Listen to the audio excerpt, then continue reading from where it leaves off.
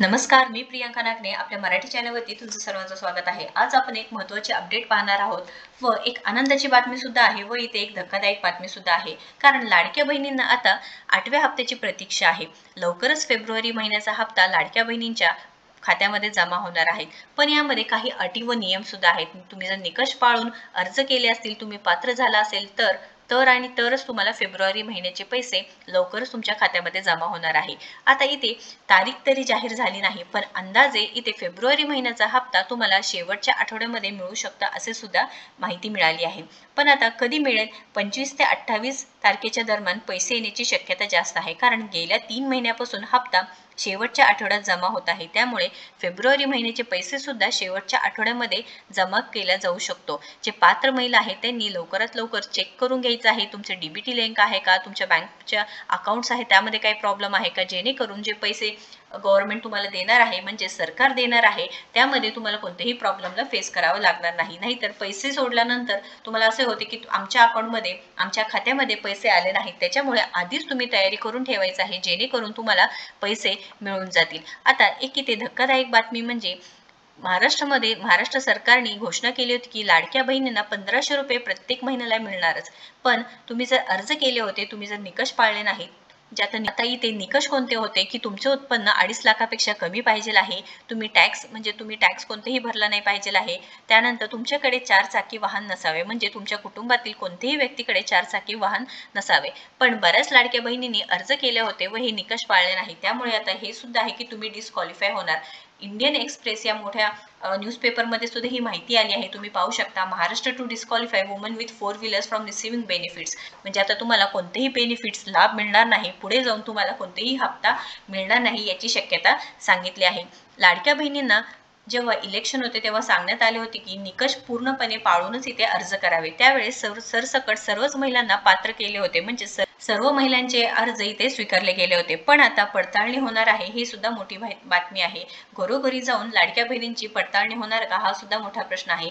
1500 प्रत्येक महिन्याला लाडक्या बहिणींना देण्यासाठी सरकार इथे सक्षम नाही का, किंवा लाडक्या बहिणी आता का लाडक्या राहिली नाहीत असे सुद्धा बहिणी विचारत आहेत। तरी ते माहिती इथे अशी आहे की लाडक्या बहिणींना 1500 रुपये प्रत्येक महिन्याला देत आहेत व या लाडक्या बहिणींमध्ये वाढ सुद्धा होत आहे। त्यामुळे सरकारने आता इथे पडताळणी करण्याचा निर्णय घेतला आहे। जे अपात्र महिला आहे त्यांच्यावरती कोणतेही इथे त्यांचे पैसे वापस घेतले जाणार नाहीत, पण निकष जर तुम्ही न पाळता अर्ज केले असतील किंवा तुम्ही जर निकष पाळला नसेल तर तुमच्यावरती कारवाई होऊ शकते व तुम्ही अपात्र सुद्धा ठरू शकता व तुम्हाला कोणत्याही प्रकारे पुढे जाऊन कोणत्याही प्रकारे पैसे मिळणार नाही असे सुद्धा सांगण्यात आले आहे। त्यामुळे लाडक्या बहिणींनो लक्षात घ्या, तुम्ही स्वतः जाऊन सुद्धा सांगू शकता की आम्हाला या योजनेचा लाभ घ्यायचा नाही जर तुम्ही निकषांमध्ये बसणार नाही तर महत्त्वपूर्ण व्हिडिओ आहे, त्यामुळे या व्हिडिओला जास्तीत जास्त शेअर करा व शेवटपर्यंत व्हिडिओ नक्कीच बघा। अजूनही तुम्ही आपल्या चॅनलला सबस्क्राईब केलं नसेल तर नक्कीच पहिल्यांदा जाऊन सबस्क्राईब करा। तर पुढील सरकारने माहिती काय दिलेली आहे ते पाहून घेऊयात।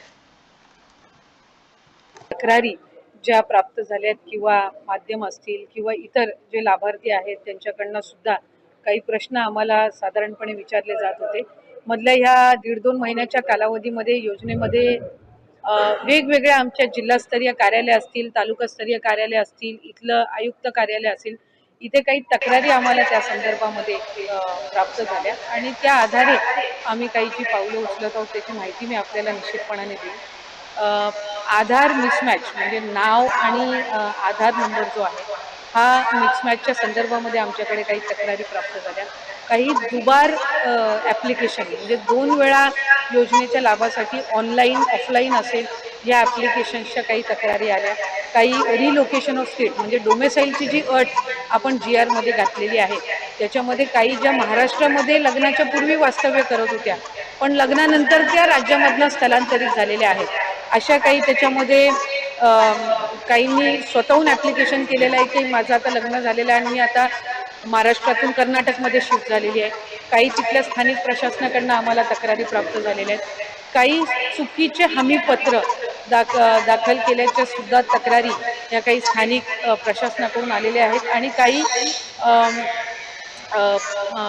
सरकारी नोकरीमध्ये लागलेले असल्यामुळे त्यांचा लाभ आता कमी करण्यात यावा अशा पद्धतीच्या काही स्वतःहून त्यांनी ॲप्लिकेशन केलेले आहेत की माझी सरकारी नोकरी लागलेली आहे त्याच्यामुळे आपण हे सरकारी चलनमार्फत ते रिफंड करून घ्यावं, जे आम्ही काही प्रमाणामध्ये काही जिथे कंप्लेंट बेस्ड आहेत तिथं सुरुवात केलेली आहे. पण काही ठिकाणी आत्ता आमची सरकारी नोकरी लागलेली आहे, तर आम्ही या लाभासाठी पात्र नाही म्हणून आमचा लाभ कमी करण्यात यावा, किंवा काहींचं प्रमोशन झालेलं आहे त्याच्यामुळे त्यांच्या सॅलरीमध्ये वाढ झालेली आहे, उत्पन्नामध्ये वाढ झालेली आहे, अशा काही आलेल्या आहेत. काही 2.5 लाखापेक्षा जास्ती त्यांचं उत्पन्न झालेलं आहे म्हणून काही आलेले आहेत. तर काही विभागाकडून आलेल्या आहेत तक्रारी, तर काही स्वतःहून केलेल्या सुद्धा तक्रारी आहेत.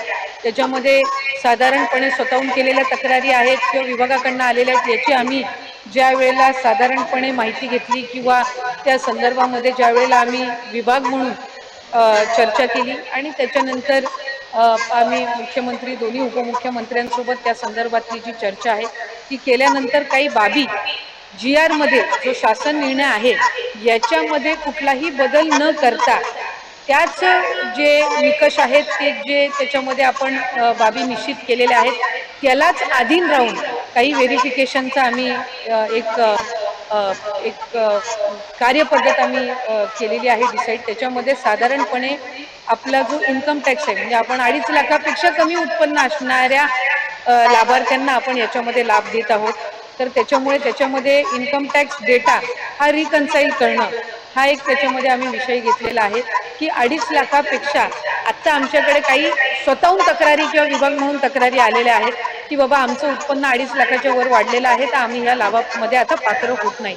पण साधारणपणे ती एक संख्या निश्चित करणं हे आम्हाला आहे. त्यामुळे त्यानुसार आम्ही इन्कम टॅक्स विभागाचा त्याच्यामध्ये घेऊन जो डेटा आहे तो रिकन्साईल करणार आहोत. दुसरं, याच्यामध्ये आम्ही शासन निर्णयामध्ये नमूद केलेलं आहे की जर एखादी लाभार्थी एखाद्या दुसऱ्या कुठल्या शासकीय योजनेचा लाभ घेत असेल आणि तो जर 1500 पेक्षा कमी असेल तर त्याची जी मॅचिंग फिगर आहे, म्हणजे किमान त्यांना 1500चा लाभ मिळाला पाहिजे या दृष्टिकोनातून.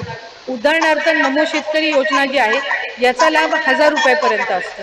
तर या योजनेचा लाभ जे घेणारे आहेत त्यांना वरचं 500 रुपयाचं जे ब्रॅकेट आहे ते आपण शासन निर्णयामध्ये पण नमूद केलेलं आहे की आपण ते वरचे 500 देऊन त्यांचा लाभ आपण 1500 पर्यंत नेणार.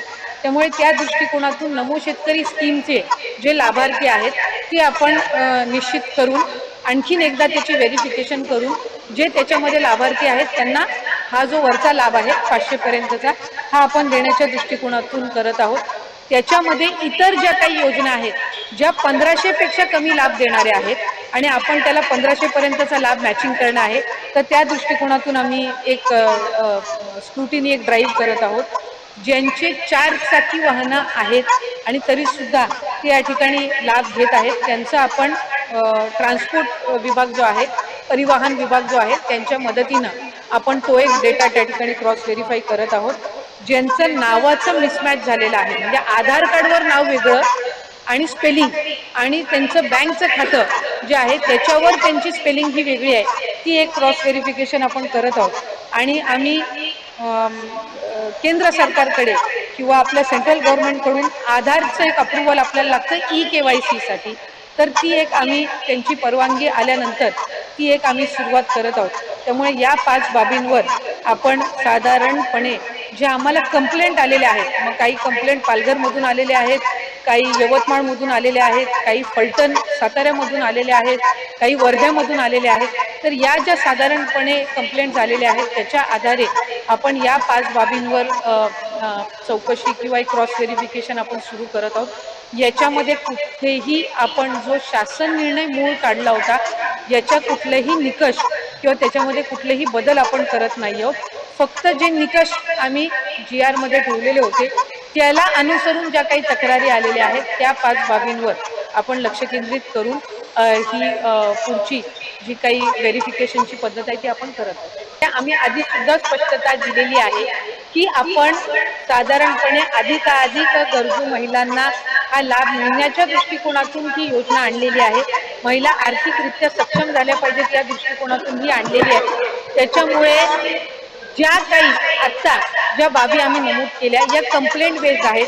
या संदर्भातल्या कंप्लेंट या आम्हाला वेगवेगळ्या जिल्ह्यामधून प्राप्त झालेल्या आहेत. माझ्याकडे आता सुद्धा पालघरमधून आलेली असेल, धुळ्यातून आलेली असेल, डबल ॲप्लिकेशनची वर्ध्यामधून आलेली असेल, काही स्थानिक आमच्या अधिकाऱ्यांकडनं त्यांच्या निदर्शनास आलेले आहेत, काही स्वतःहून केलेले आहेत. म्हणजे एक लाभार्थी जे आहे त्यांनी आम्हाला स्वतःहून ॲप्लिकेशन केलेलं आहे की माझं आता लग्न झालेलं आहे आणि मी महाराष्ट्रातून कर्नाटकमध्ये स्थलांतरित झालेले आहे, त्यामुळे मी आपल्या या योजनेसाठी पात्र होणार नाही.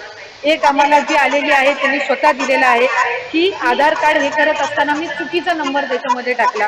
ही ऑक्टोबर महिन्यातली तक्रार आहे. एक दोन तक्रारी आमच्याकडे अशा आलेल्या आहेत की मला आता सरकारी नोकरी लागलेली आहे, त्याच्यामुळे मी या योजनेसाठी पात्र आता होत नाही. त्यामुळे आपण ज्या काही बाबी करत आहोत ह्या कंप्लेंट बेस्ड आहेत. कुठेही सरसकट स्क्रुटिनी ही आपण करणार नाही आहोत, की मला आपल्या माध्यमातून सर्व माता भगिनींना निश्चितपणाने सांगायचं. ते आम्ही साधारणपणे आज मी आणताना या प्राथमिक स्वरूपात आणलेल्या आहेत. पण याच्यापैकी डबल ॲप्लिकेशनच्या, स्थलांतरित झालेल्याच्या, उत्पन्नाच्या याच्यामध्ये वाढ झालेल्याच्या साधारणपणे 80-90% तक्रारी त्या पद्धतीच्या आहेत, म्हणजे ज्या आलेल्या आहेत त्यापैकी. आणि त्याचं आम्ही एक जे काही त्या संदर्भातली योग्य तो विचार करून आम्ही या 5 बाबी आणि या 5 बाबी या आपण GR मध्ये नमूद केलेल्या आहेत. कुठेही आपण शासन निर्णयामध्ये बदल करत नाही आहोत. कुठल्याही एका योजनेचा जर आपण लाभ घेत असाल, समजा उदाहरणार्थ संजय गांधी निराधार योजना आहे, त्याचा लाभ 1500चा आहे, म्हणून ज्या लाभार्थी आहेत संजय गांधीच्या ह्या आपण लाडक्या बहीणमध्ये घेतलेल्या नाहीयेत. पण नमो शेतकरी जी योजना आहे याचा 1000 रुपयाचा लाभ आहे. आपण GR मध्येच नमूद केलेलं आहे की आपण 1500 जो फरक असेल ती फरकाची रक्कम आपण देणार. त्याच्यामुळे याच्यात आपण कुठेही GR मध्ये आपण बदल करत नाही. दुचाकी आहे आम्ही GR मध्येच नमूद केलेला आहे, पण 4 चाकी यांनी काही कंप्लेंट्स आम्हाला आलेल्या आहेत, तर त्याच्याने आपण फक्त पॅन त्याच मुद्द्याची आपण पॅन महाराष्ट्र आपण स्क्रुटिनी करतोय. आपण कुठेही विदाऊट कंप्लेंट आम्ही स्क्रुटिनी इनिशिएट करत नाही आहोत. त्याच्यामुळे मी स्पेसिफाय केलेलं आहे की या 5 बाबी इन्कम टॅक्स म्हणजे उत्पन्नामध्ये जर वाढ झालेली असेल, 2.5 लाखाच्या पलीकडे जर कुठल्या लाभार्थ्यांचं उत्पन्न गेलं असेल तर ते आता त्या योजनेसाठी लाभार्थी म्हणून पात्र नाही आहेत. जर दुचाकीच्या वर जर कोणाची वाहनं 4 चाकीची असतील ते पात्र नाही आहेत. जर ते इंटरस्टेट जर मॅरेजेस झालेले असतील तर ते आता त्याच्यासाठी पात्र नाही आहेत. सरकारी नोकरी लागली असेल तर ते पात्र नाही आहेत. आणि आधार कार्ड आणि बँकचं हे जर नावामध्ये फरक असेल आणि त्यांनी ती लक्षात आणून दिलेली आहे तर ते पात्र नाहीत. पण याच 5 बाबींवर आपण पॅन महाराष्ट्र जी आहे ती आपण त्या संदर्भातली योग्य ती पावलं उचलत आहोत. एनालिटिकल जर बघायला गेलं तर आपण तक्रारी किंवा आपल्या स्थानिक प्रशासनाच्या देखील लक्षात आलेलं आहे की काही जे पात्रधारक नसतानाही काही लोकांच्या खात्यात पैसे जातात. याची टक्केवारी किती आहे, साधारण किती टक्के महिलांना याचं